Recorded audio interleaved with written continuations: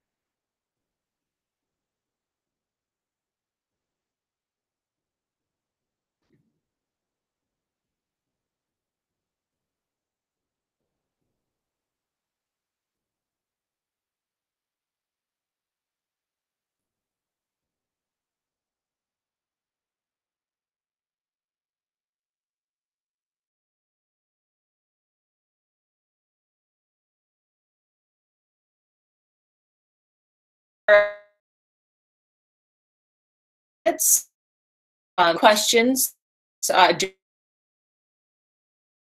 You'll see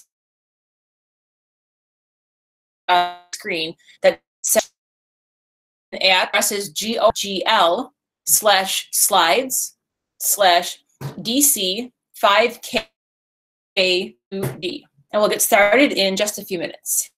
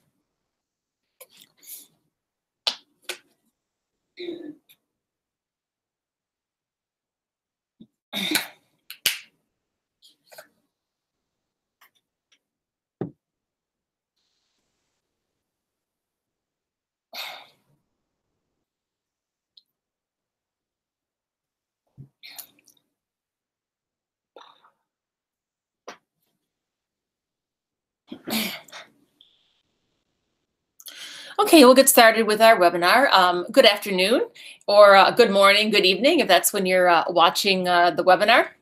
My name is Mary Kovach from Erie One BOCES Winnie-Rick, for those who haven't met me before. I'm a former library media specialist and an educational website designer. I worked for WNED on their ThinkBright website and station.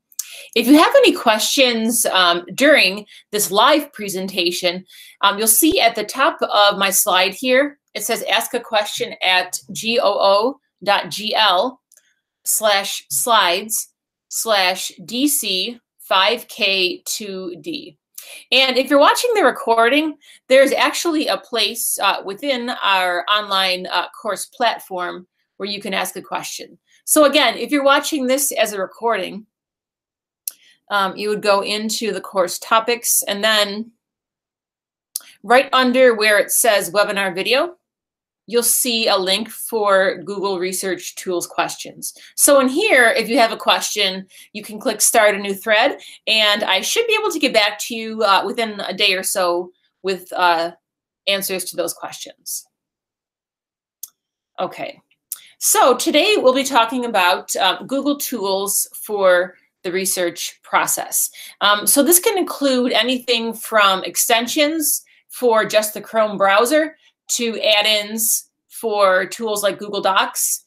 We'll also look at another tool called Google Keep, as well as some other external resources that work well with Google.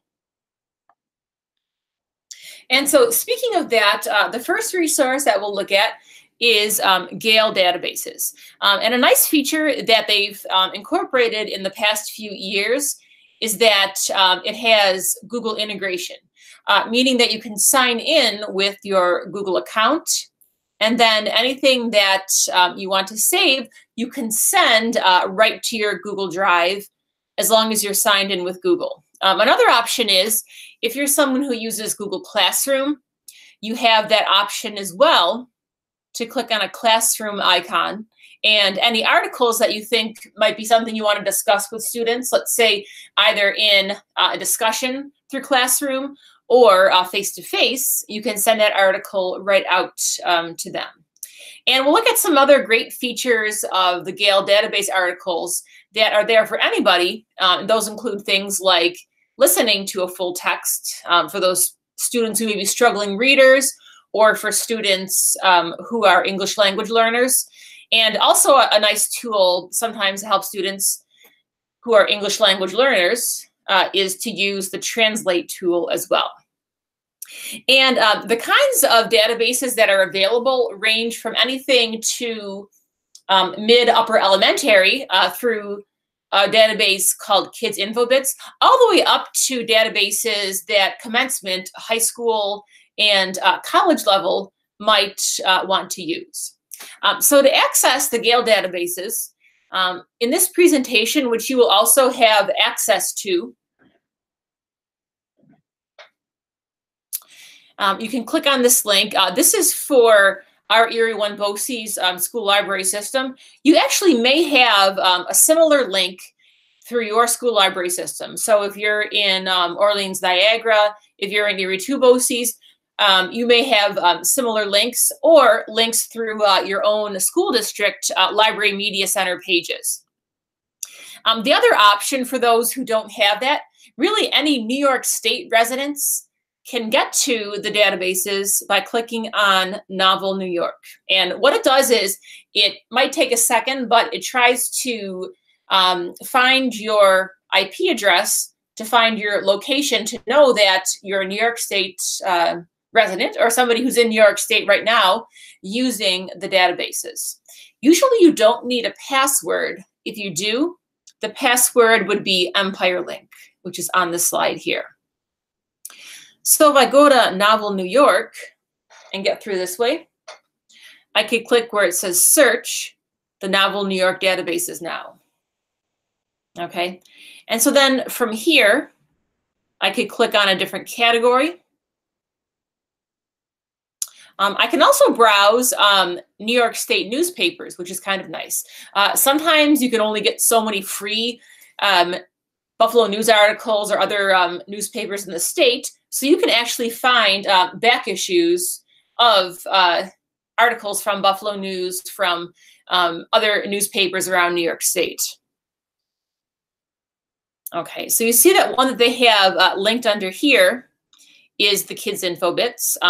Another one that a lot of students use, especially if their research is around an argumentative writing piece, they might use what's called opposing viewpoints in context. So those are some popular databases, but there really are so many that you have available to you.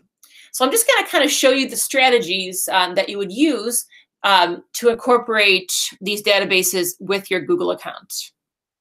Okay, so I'm just going to click on the Kids InfoBits database. And since I am here through Novel New York, I'm going to click on Use My Location. And what that's going to do is authenticate me. So it's going to say, yes, you are in New York State. So in this case, then, I didn't have to put in a password. Now you can see this particular database is organized in a very kid-friendly fashion. Depending on the topic of the database you're in, the level that it's meant for, the dashboard might look a little bit different. So the first thing you'd want to do, regardless of which database you're in, is somewhere at the top, you'll see where it says sign in with Google. So I'm going to click here.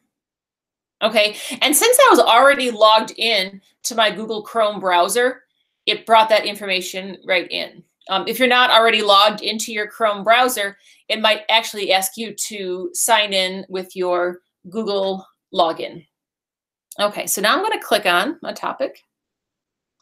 Okay, so let's say I'm looking for something in sports. Okay, so I can look for athletes, choose a sport. So again, this is more of a kid-friendly way of sort of browsing through.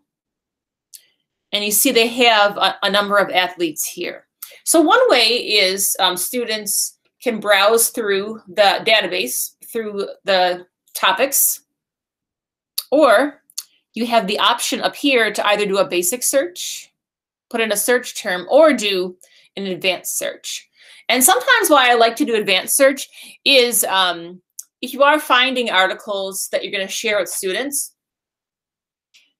you can scroll down on the advanced search page, and then you can select your Lexile range. So for example, if you know it's something for much younger students, so let's say second or third graders, you can choose a lower level. You can actually select several if you would like to. Okay. You can choose a content level too. In case it's not something that you want in a narrow Lexile range, you can do basic, which would be more of the elementary. Intermediate could be middle school, beginning high school, and advanced would be more on the commencement level. But again, this database is designed more for younger students. If you're using a database that's for older students, it might look slightly different. Okay. So I'm just going to search here for basketball, let's say. Okay, so it's going to bring up some articles, and then you can see that in here, it does give you the green to show that it's more of a basic level. Okay, so it has, for example, in here some articles from Weekly Reader for younger students. And believe it or not, there are quite a few articles in USA Today, in that newspaper, that are Lexiled very low. Generally, that newspaper is written at middle school level, but some you can see are actually probably below that as well. Okay. So let's say I'm going to click on this article here, how do basketball players seem to float in midair? Okay. So now I have a couple of options. Now, if I am going in here as a teacher and I wanted to share this to my Google Classroom, I can click on the icon here that looks like a chalkboard, my Google Classroom icon. And again, you would already have to have classes set up. If you don't, if you go to classroom.google.com and you have a teacher account, you can create classes that students can join. And then you can share information and documents, assignments with them quite easily. So I'm just going to choose one of my classes and choose if I want that to be an assignment that they have to maybe write a reflection on. If I want it to be a question where maybe I'm having an online discussion, or if I want it just to be an announcement where I just want students to have this article for informational purposes. So let's say in this case, I'm going to ask a question and click go. And you see it keeps the article in here. And then I can ask my question. So I could say, what is the most amazing thing in sports? Let's say that was my question. And then I could ask the question that students could respond to. I won't actually post this, but once I would click ask, or I could schedule that later, then students would be able to click on the article and read it and then be able to answer the question. So another option then that students would have is they could save their own version of the document to Google Drive. So let me show you some of the features that you have within the articles. So first, as I mentioned, you can listen to the full text as computer read. How do basketball players seem to float in midair? How does a knuckleball pitch work? What makes a ping pong ball spin? Get the explanations to these and dozens of other sports questions in the Book of Wildly. Okay, so obviously it's computer read. This one actually looks like it's just a book review here. Let me just go to another article here. Let's see, I will do On the Ball. Let's do this one here. Okay, so also when you are listening to an article, On the Ball, you have the ability also, if I click on the download button, you could save an offline MP3 copy of that audio file. So if you have students who maybe have not very good or at all internet access at home, but it's something where they have a device that they're taking to and from, they could always save that as well. What I'm going to do now is show you some annotation features. So I'm just going to click on this arrow to minimize that. And as soon as I select part of my screen here, I get the option to highlight text, and I can choose a color, or I can add my own notes. So I could say, my dad likes green, let's say, and click save. Or you could write some other information there, or something that this reminds you of. Okay, so you could do that for any part of the article. Now you'll notice at the bottom, it does give you the citation in MLA 8th edition. So when you export that to Google Drive, it will keep that citation. If you wanted a different format for citation, you can click Citation Tools on the right. And then here, you can choose APA or Chicago. Okay, so what's nice is any highlights or any notes that students put in, when they click on Send to Google Drive on the right-hand side, what that's going to do is keep their notes and highlights. Okay, and just one other tool here that I feel is of note. If I click on Translate, I can get a different version of that article as well. So I can get that translated into any number of languages here. Okay, so let's say Korean. And then depending on your connection, the language, it might just take a minute for that to translate. Okay, so just for the sake of time, I'm just gonna refresh this, get back to my original version. Okay, and then I'm going to click Send to Google Drive. Okay, and since I'm already signed in here with my Google account, it tells me right away that the document or documents have been sent to Google Drive and will appear shortly. So I'm going to click OK.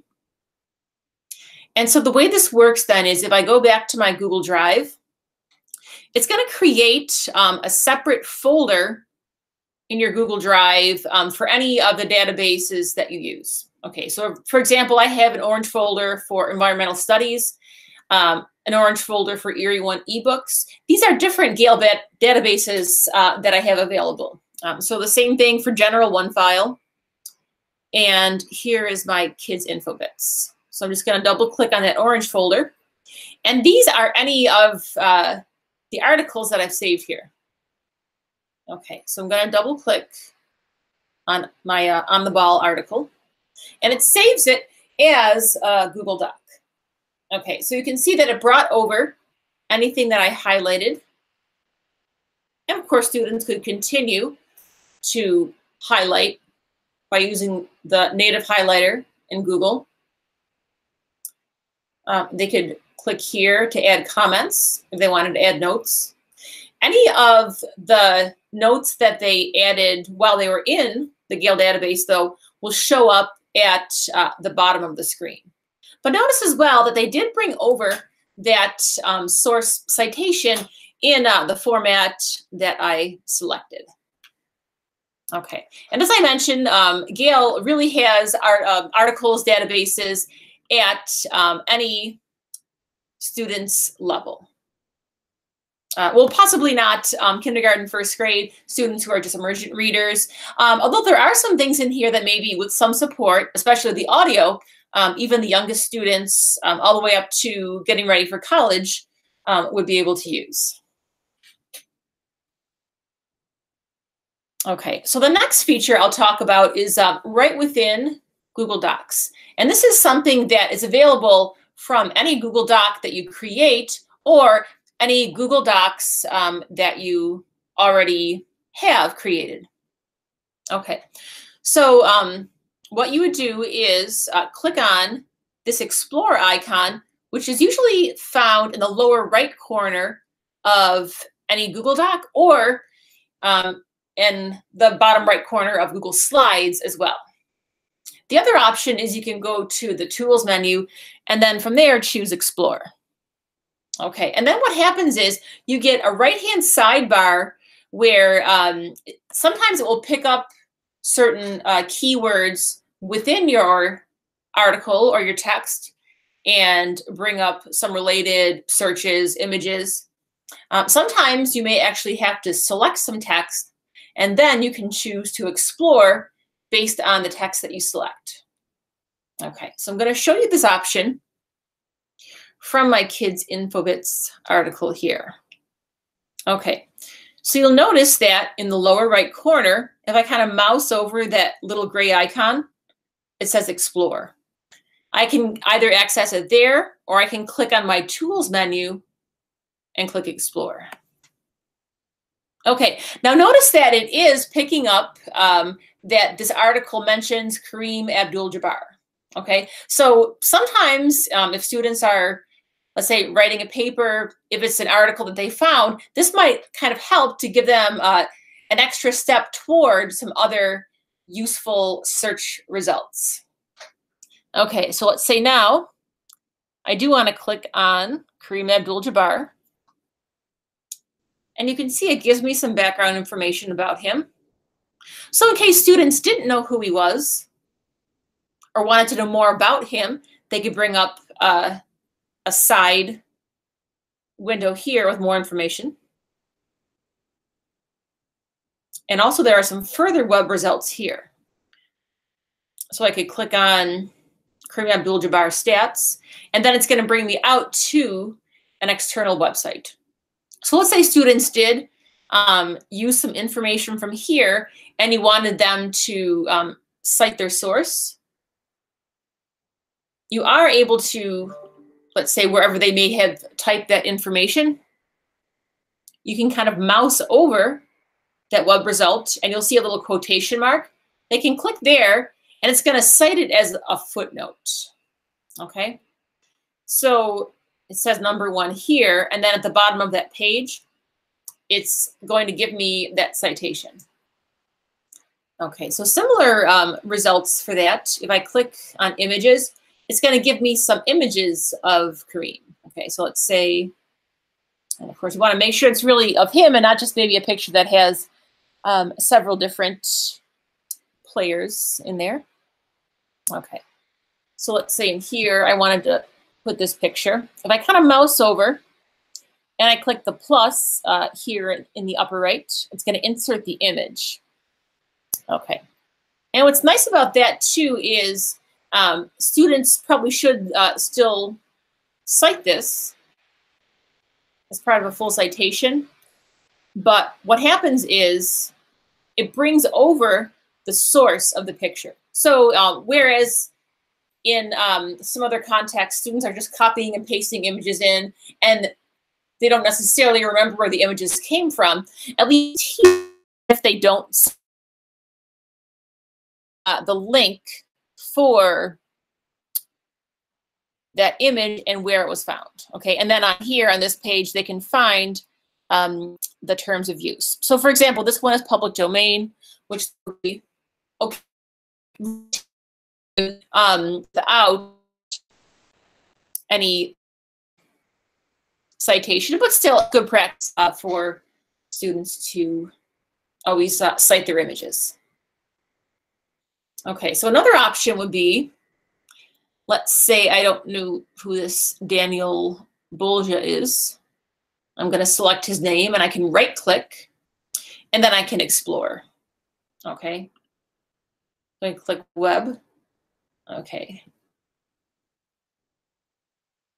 Who he. Okay. So any other words, for example, that I don't know, I could select, let's say, you know, filament. If I right click, sort of like the Explore tool, I have the Define tool. So if I click Define filament, it's going to give me the definition in that right hand. Have within the Google Explore tool. And it's going to be similar with possibly a few additions in Google Slides. Google Slides will also give you some formatting suggestions, design suggestions for your slides.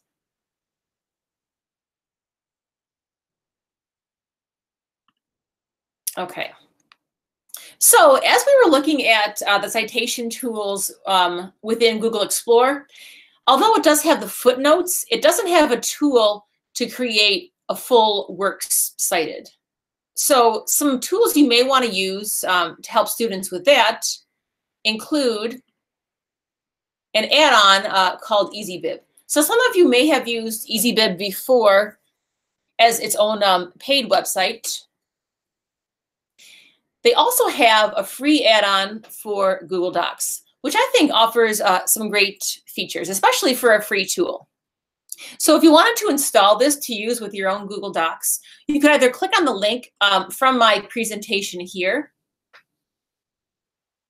and then you'll see a button here that says install. For me, it says installed because I already have it. The other option is from any Google Doc, you could go to the add-ons menu and then click Get Add-ons. Obviously, I have quite a few add-ons here. If you're just getting started with Google Docs add-ons, you might not see all of these options, but you will see one that says Get Add-ons.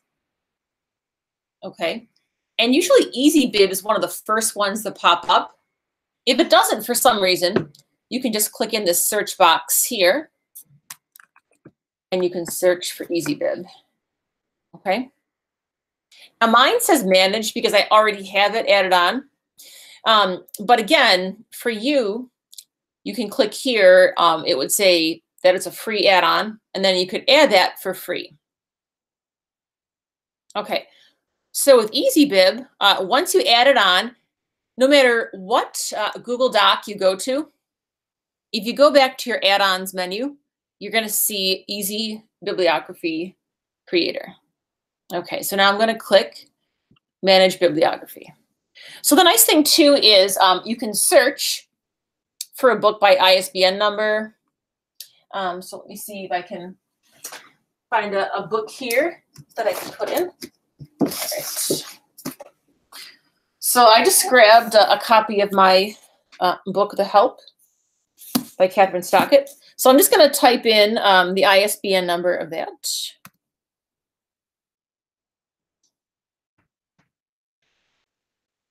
Whole 13 characters. I will type in here.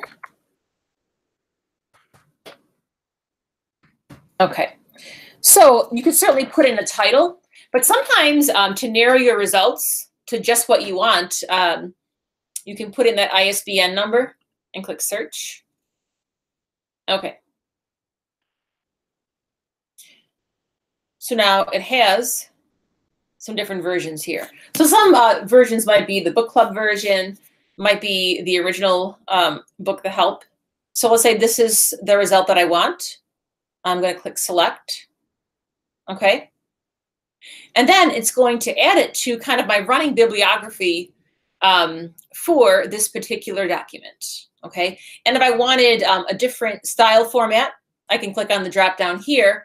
And it really does offer quite a few style formats here, but I'll keep mine here as MLA 8th edition. Okay. So same thing with a website.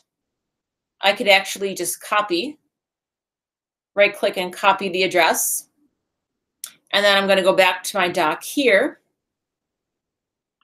click on website, and I'm going to paste that in and click search. Okay, so it found that article. I'm going to click select. Okay, so now you can see that I have 2 results so far. Even if I close out of this particular Google Doc, it's still going to keep those sources that I cited in here. Okay, so let's say that I'm all done. I have all of my sources, and now at the very bottom of my piece of writing, let's say this was a piece of writing students did, I want to add to my works cited. So I'm going to click then where it says add bibliography to doc. Okay, and then it's going to add in my works cited here. And if I did add in some other articles, let's say, let me just see if I search here. Okay. Let's find another website here. Let me just see if I can cite this one here. And click select.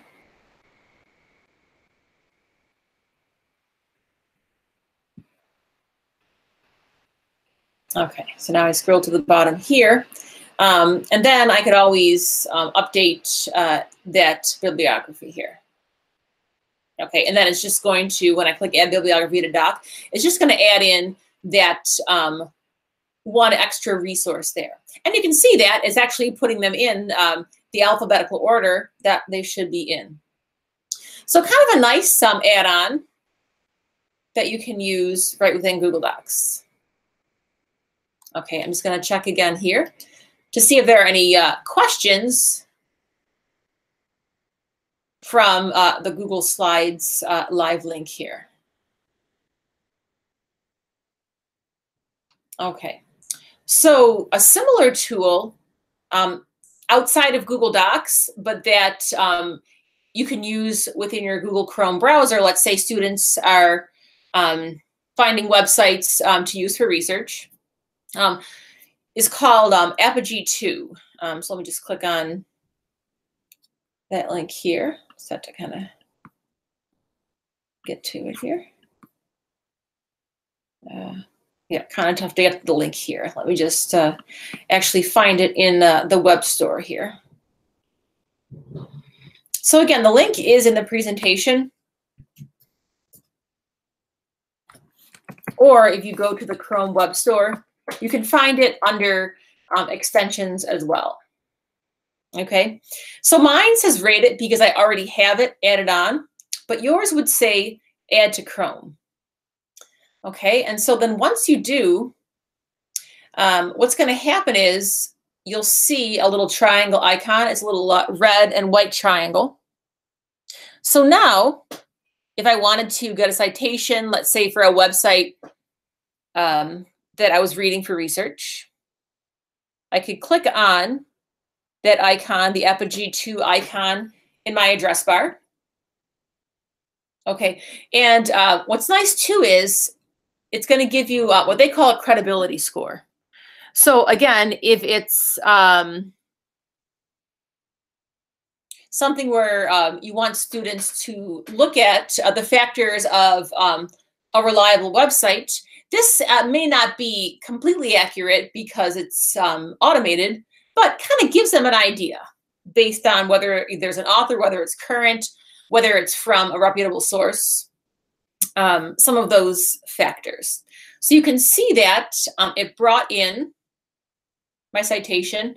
And also what's nice is the default setting also remembers any of your web history as well. So it's any history that has occurred when you were on a site and then clicked on the Apogee tool, the Apogee extension from your browser.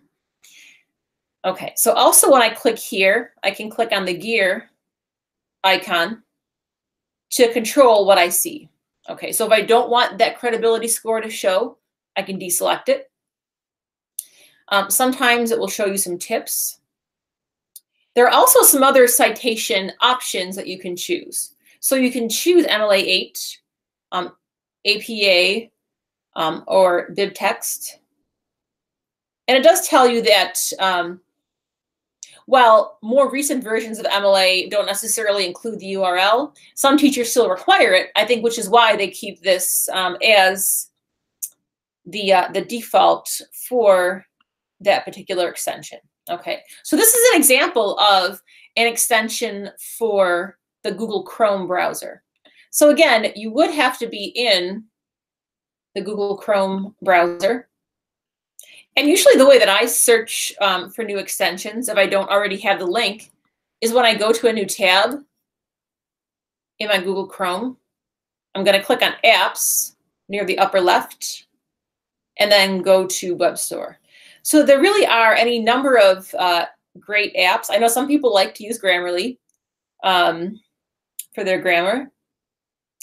So I do offer other courses. My colleagues offer them as well, just around Google extensions, because there really is a lot in there, even beyond what I can show possibly in a few webinars.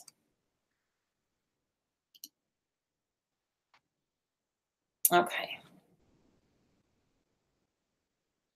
So another tool I mentioned we would take a look at is Google Keep. So Google Keep really is sort of a note-keeping app, as it sounds like. So it was originally developed for people who wanted to have sort of a virtual sticky note area, who wanted to maybe make reminders for themselves that were digital. Okay, but really Google Keep, to me, I think it can serve as a student's notebook as well. So for example, a vocabulary notebook where students are keeping their terms. And it could be a research notebook as well, where maybe they're jotting down some ideas. If they find a website that looks interesting, they can sort of bookmark it with some annotations for later. So as you can see kind of from my screenshots here, you can categorize by adding labels in or by different colors. You can add in drawings. You can share your notes just like you would any other Google document. And really, there's so much more. You can integrate them with Google Docs. You can integrate them with Google Slides. And also, if students do have iOS, Apple or Android phones or tablets, they can also record their own audio into their notes. Okay, so I'll show you some of the ways that you can use Keep right from the website, and then also show you how you can use the Google Keep Chrome extension. Okay, so I'm going to click on Google Keep. Okay, so you can see I have some notes that I put in here. Now notice that some of these notes have several different labels, and this is why I think it's kind of nice. So for example, if it's a website that they're using for biology research, but then at some point they also want to use it for their opposing viewpoints article within their ELA classroom, you can have more than one label on a note. So for example, here, if you're using this for vocab, the word forte, generally pronounced for music, would be to play loudly. But also, I could have put Italian here as well, but in French, it's fort, which means strong. So the way that you would create your basic note within Keep is you can type something in at the top here.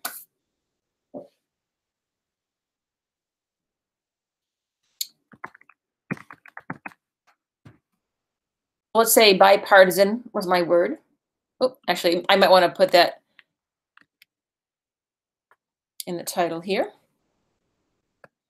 And then I could put in my notes or my definition here. So whatever that might be, or I could look up a definition as well.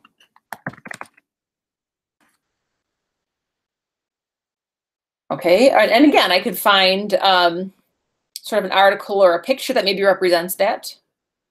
This looks like it's actually a YouTube video. Let me head back here. So I could say, taking both sides, especially in politics. Okay. So now some options that you have for your keep notes. Again, if this was something that you're using for kind of those sticky notes, you could add a reminder. So if it's saying you need to get a certain assignment done by a certain date, you can certainly use it for that. You can add a collaborator. So if students are working together, they could share their notes with each other. Okay, this part here is where I can choose my color. So let's say that I'm choosing different colors for different parts of speech. Okay, another option is I can add an image. The only thing is with the images right now is it has to be an image that you've already downloaded and saved to your computer. So again, if it's something you find online that you can use, then it has to be something you download first and then upload. But sometimes, I mean, another option for students, and for some, I think it helps them remember better, is they could add their own drawing. So if I click on the 3 dots from my note, here's where I can add a label. So for example, I don't have one here yet for social studies, so I can type in social studies, and then I'll click create social studies to create that new label. Let's say it's inspirational to me as well.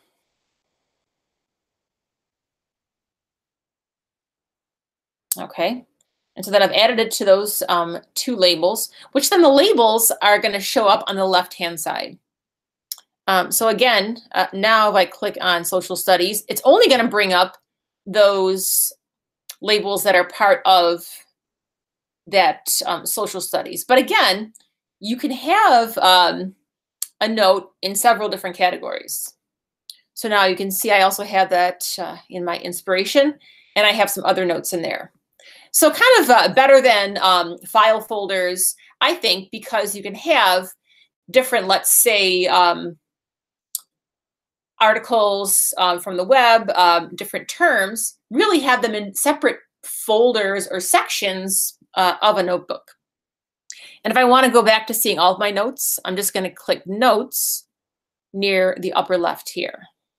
Okay, so now I'm going to go back to edit my note. Again, click on the 3 dots. I can change my labels or delete from here. I can also choose to add a drawing. Okay, so let's say now, and again, I'm using my trackpad, maybe not, you know, the best. It's a little bit better, I think, if you have a touch screen. Let's choose a blue. So let's say I'm trying to draw a picture of people working together.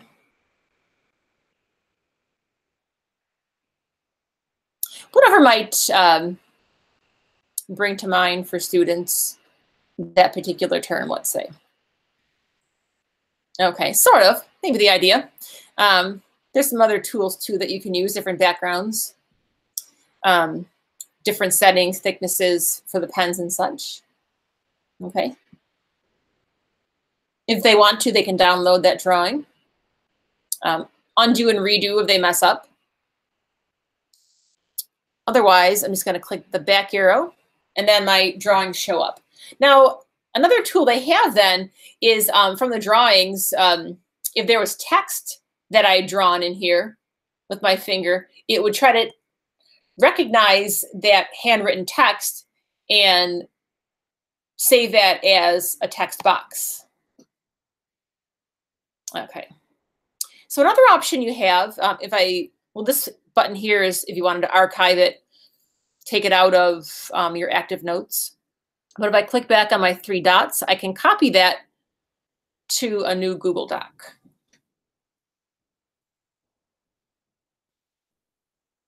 Okay. So now I'm going to click in the lower left. I'm going to click Open Doc. Okay. So now what it did was it brought over into a new Google Doc just that one note. But another way that you might want to use this, especially if you wanted to bring your notes into an existing Google Doc that you have the ability on the right-hand side here to click on this little yellow Google Keep icon. It kind of looks like a light bulb on a yellow background.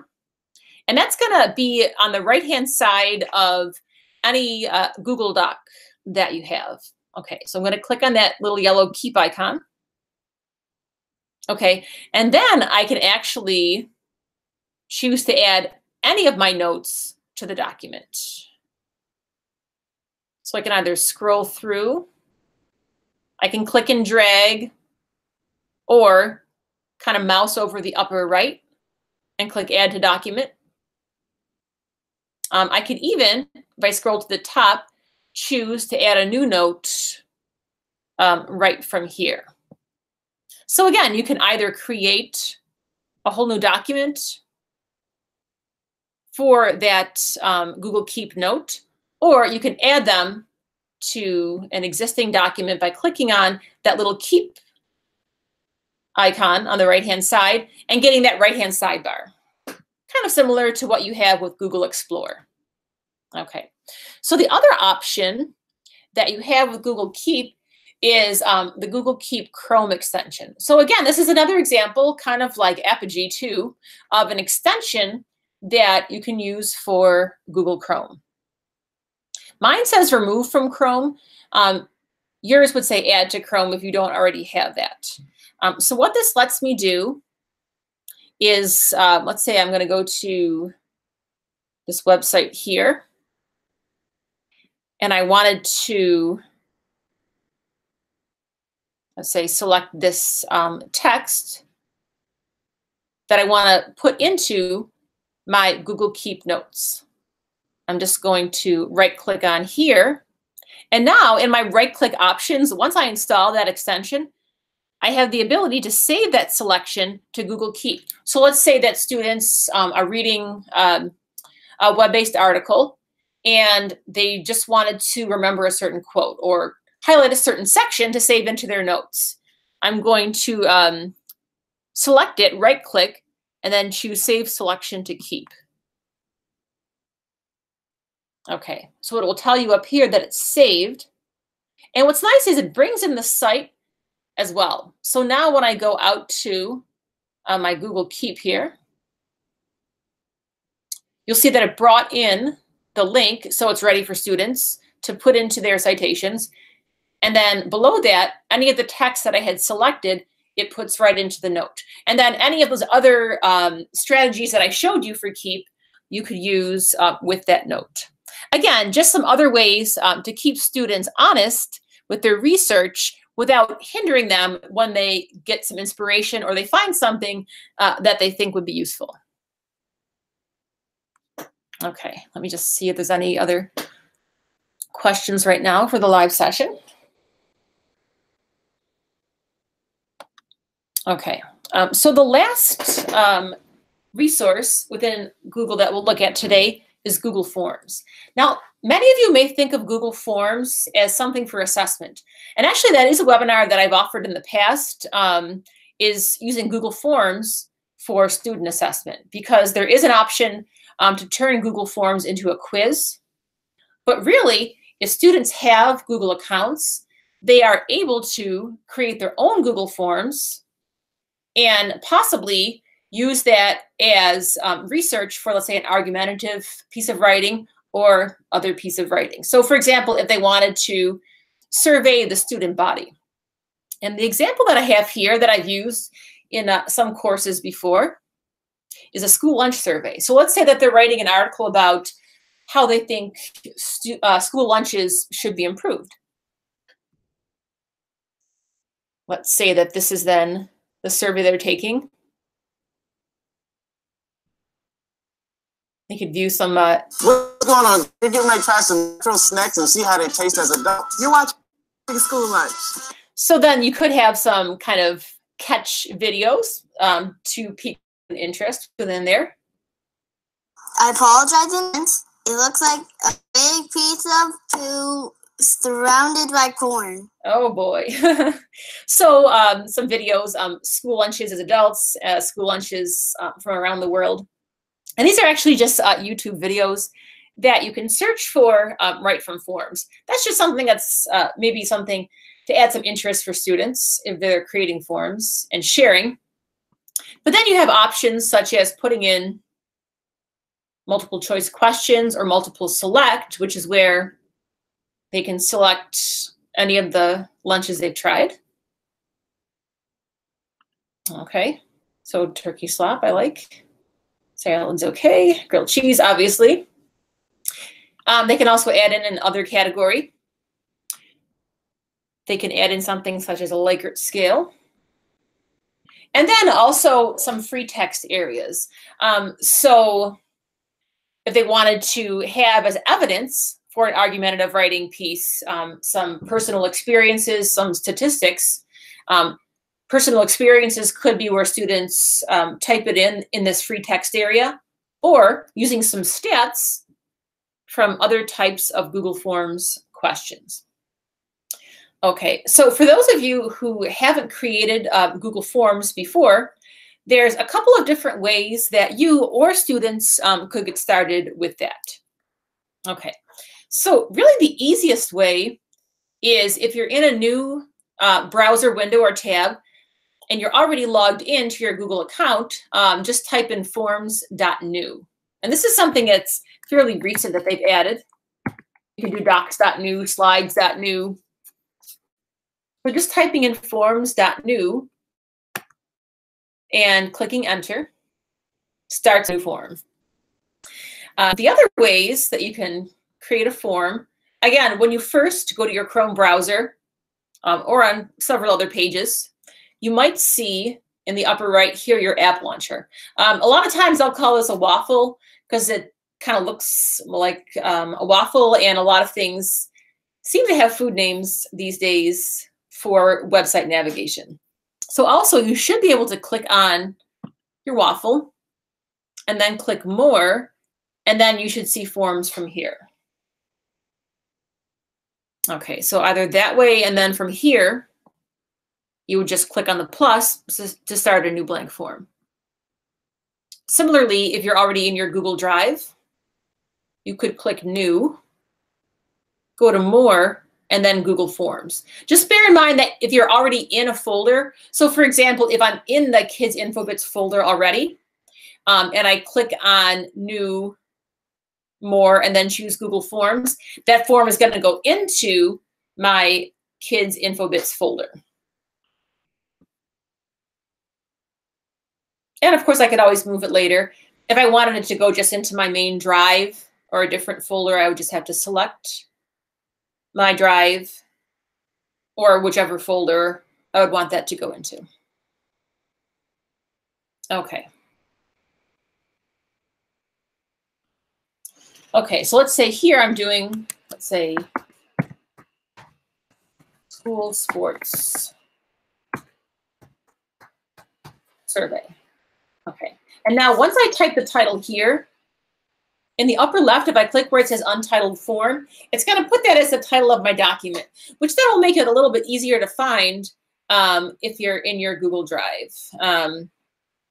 So again, if everything is called untitled form, it might make it quite difficult to find in your drive. See, now it says school sports survey. It just updated that for me. Okay.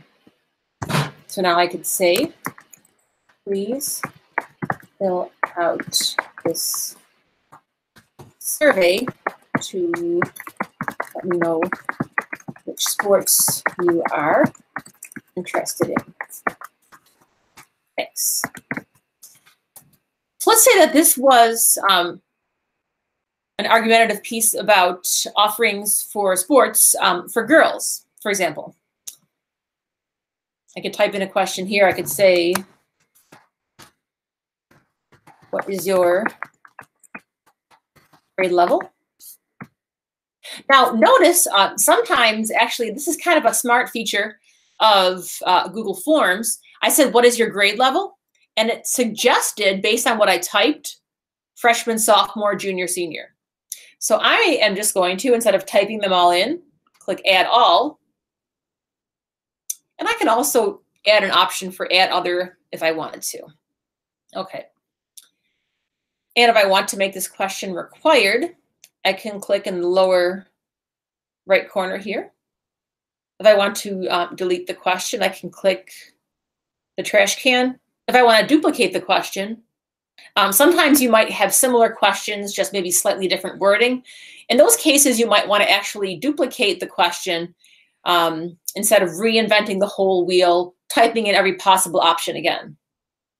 Okay, so the other way that you can add a question is on the right-hand side, click the plus to add a question.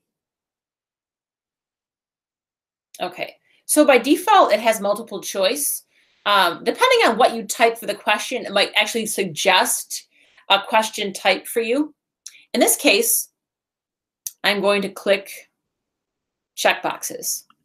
So I could say, which sports have you played at school? Okay, so let's say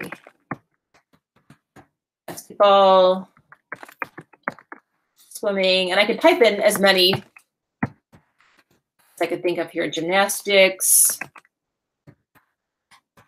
soccer,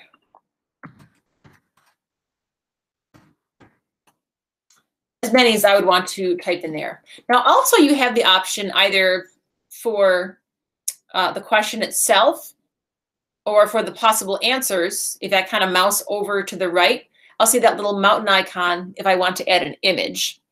So again, you may not have one on your computer, but if I click on search to the far right, then I could search for an image here. Okay, and click search. Okay, so either images for visual interest or for other purposes.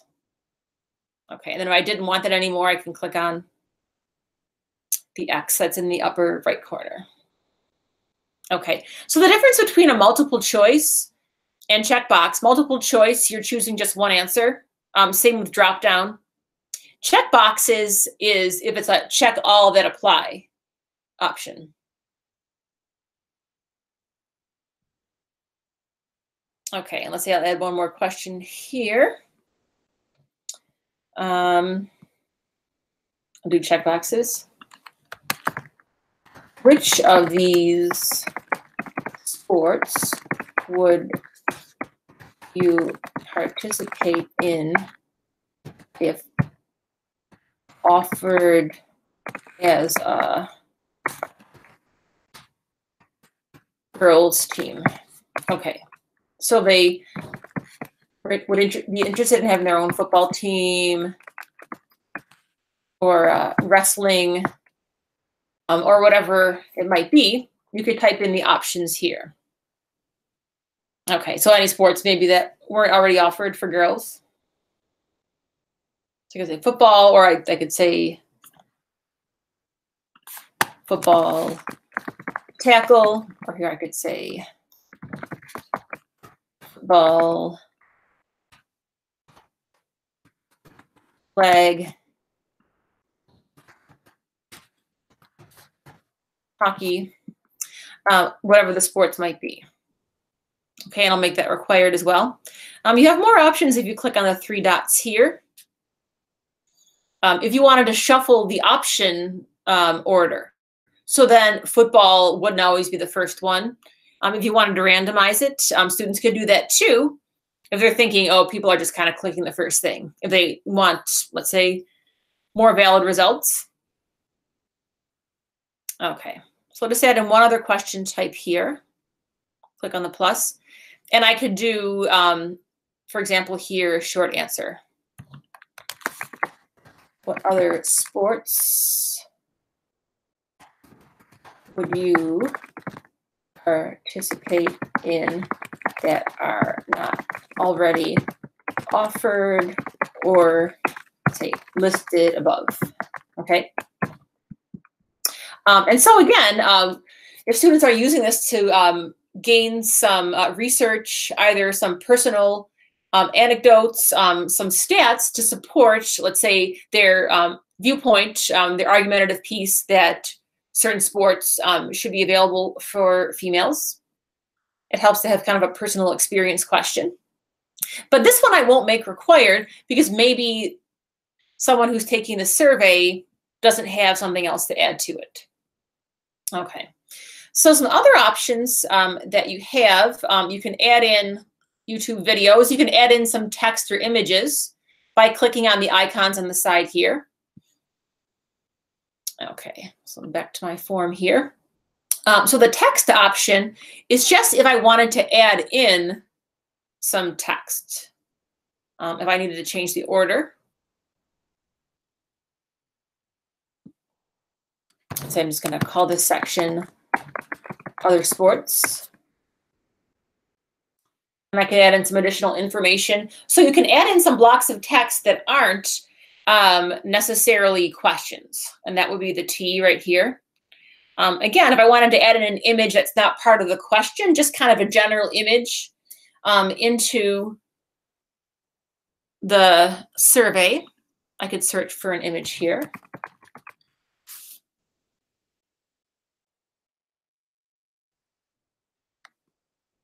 Okay, add in an image title if I want. Let's say that instead of having an image tied to a question, I just want to have it as an image within my survey just for interest. Okay, and if I click on it, I get kind of these bounding boxes around it, so I can click and drag in to make that smaller from any one of the corners. Okay, so just kind of an image for interest. Also, for some interest, as I mentioned, you can add in some videos. So this is pulling in videos from YouTube, either that you can search for, or if I know the URL, I can copy and paste it here. So I can say, you know, girls sports teams, let's say. Okay, so I can find one here. Actually, let's say if I search for my favorite female sports teams here, Buffalo Beauts. Okay, so if I wanted to watch a Beauts game in here, maybe I will just do a short one here. Okay, so Buffalo Beauts win championship. Okay, so again, I could just have a video in here for some interest. Oops, let me put my O there in Buffalo. Okay. And also, if I wanted this to actually be on separate pages. So if I had many questions and I wanted to separate that into sections or pages, I could do that. I won't really get into that or conditionals, as this is just sort of an overview webinar. But I do offer other courses, and I have that go into more of those details as well. One that comes to mind is Melanie Kitchen offers her comic strips, or choose your own adventure, I should say, in Google Slides. So there really is a lot that you can do with Google Forms. But for student research, this might be an example of what they would type in. So to see what this looks like for the person taking the survey, I'm going to click on the eyeball here. Okay, so again, I can see the image. New York, the Buffalo Beauts of the I can view the video right from here or make that full screen. Okay, choose my grade level.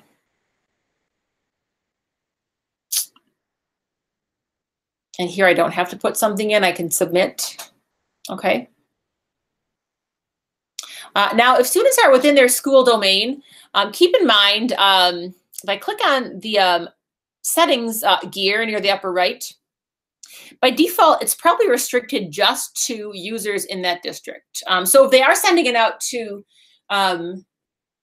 users who are outside of their own school district, they may want to click on the gear and deselect that option. Okay, and you can allow someone to edit after submission. If you want them to see a summary of how others have responded, you could put that in as well. Presentation would be if you want them to submit another response. You could change your confirmation message to something different if you want. And click save. Okay, and so now if I click on the eyeball here, this is the same link that students could share. Let's say they're posting it to their class, Google Classroom. They could create a QR code for that and let's say put it on a poster somewhere around the school. Any responses that come in are now going to be in this responses tab. You see I only have one, so obviously my pie charts and graphs don't look all that interesting yet. But if, for example, I had several different results, I would see those on a pie chart or a graph. And then I could also click here on this green icon to see the results in a spreadsheet. So then I'm just going to click create. And the spreadsheet is going to be Google Sheets with the same title, only it's going to have the word responses in parentheses here. So any then tools that you could use, such as inserting charts that then you could copy into your report that you may be typing in Google Docs, you could use those. I know we are a little bit short on time. There's so much I could show just with this tool alone. If you have any questions after the fact, you can certainly ask me, which brings me to the end of our webinar and some of that next step. Okay, so I'm going to click back on my online platform and sign back in. Okay, so in order to receive credit for the webinar, you actually will be taking a Google form that is in the form of a quiz. Okay, so underneath the webinar video link, you should now see a link that says Google for Research Webinar Quiz. So again, this is the link you would click on. If you're watching the recording and you have questions, you would click Start a New Thread. But to take the quiz, you would click on the Google for Research Webinar Quiz link here. And in order to actually submit this, you will have to have the secret code, which is explore and keep. Okay, no spaces, all lowercase. Let me just kind of zoom in here a little bit, so hopefully you can see that a little better. So it's explore and keep without any spaces or any capitals. Okay. And so you can take that as many times as you need to. Once you reach a score of 80% or better, your certificate will be emailed to you. If for some reason you look at your results and they're 80 or above and you don't receive your certificate, please let me know. And then also once you go to the quiz, you will be able to review the slides from today as well. So I'm just going to refresh again just to see if we have any additional questions in the live session. So again, a lot of different tools within here, kind of the short version of some great research tools. So if you have any questions after today, please send me an email or post to the course discussion. My email address is mkovach@e1b.org. And I do hope to see you in some related courses or others in the future. Thanks, and have a great day.